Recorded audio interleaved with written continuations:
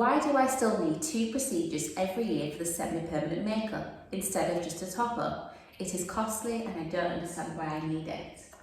Well, it's simple.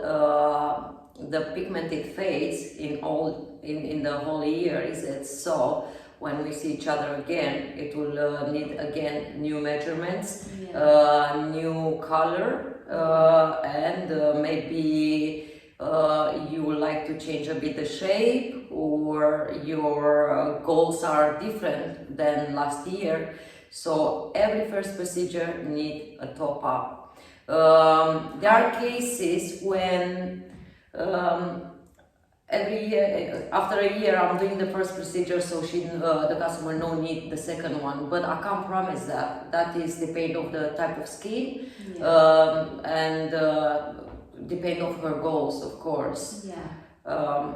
So we start over. It can be a maintenance, or it can be, but I can't promise that. That is depends. So it's like a fresh start every 10 months to a year. Yes. And you begin the process again. Absolutely, yeah. How long is it between the first procedure and the top-up? The distance between them, it will be 4, 6, 8 weeks. Okay. And 12 weeks in some cases, depending on the pigment I work with. Yeah. And then following that, after the top-up, that should last until again 1 year. 1 year. So it is 1 year to 2 years, it will last for long, but every year it's like after a year they start to fade, so they do not look very aesthetic. So it's good to redo it. And if they would like that pristine look, you have to see it is semi-permanent makeup. And that's the benefits, as we talked about in the previous episode. Absolutely. Where you have that chance to change it every year.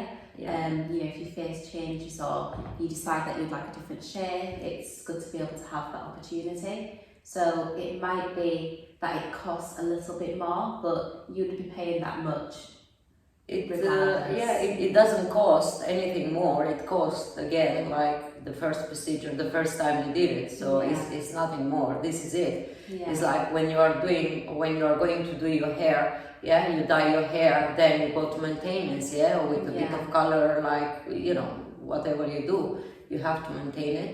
And then at one point, the hairdresser cannot do nothing. Then put again color and take again the same time, the same how to say work. Start over, and that's it.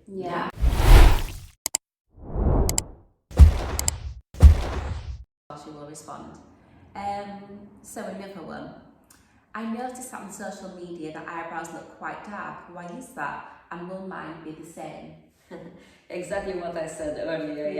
The thickness of the eyebrows is depending on the thickness of your natural eyebrows. And they can be dark if your eyebrows are dark, but when they are healed, they're just lighting up, and visual they will look natural. And also when you take the pictures, it was done just then. So the pigment is going to look darker because it fades after a couple of days or weeks. So the first pictures that you see on social media, mostly they are unhealed. I mean, how many girls did we see like that outside? None, because they are healed. Otherwise, if the eyebrows they will remain like that, how they are in the pictures just after the procedure, we're going to see a lot of girls with that kind of eyebrows, but we don't, is it? So on social media, you will see that the pictures are unhealed, the pigment looks a little bit darker, but that will heal, and they're going to look fabulous when they're walking on the streets.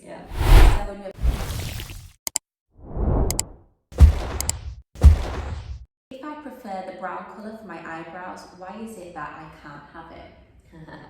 That brown color, it's a color who many customers are asking me for. It's just our skin type doesn't it's not matching. It's not matching, is it? So it's depending on the type of skin.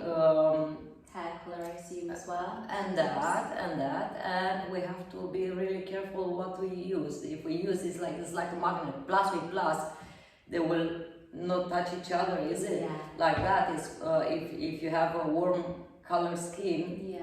and then I'm using a warm pigment, then it together they will mix each other, and at the healing process it will come something not really natural. Yeah. So it's depending on the type of skin Type and of the skin. natural hair of the eyebrows. Yeah. So I think when customers are asking for these colours, you are giving them that your expert advice. You know where things can go wrong, and Yeah. you want to. Or in a professional consultation, I can draw them example how you have dark color in your eyebrows. Yeah. I can draw with brown, and I will show you what is going on. You're going to have two different colors in your eyebrows. One is brown, one is dark, and at the healing process, that brown, because it's not working with your type of skin, it will heal. Who knows in whatever unnatural. So we've got another one. I think this is our final question, actually. Why are my eyebrows fading after 10 months and not 1 year? Well, it's very simple for me. I don't know. I thought that many people know this, but it looks like not. At the oily skin, this is what's happening. The pigment it fades faster.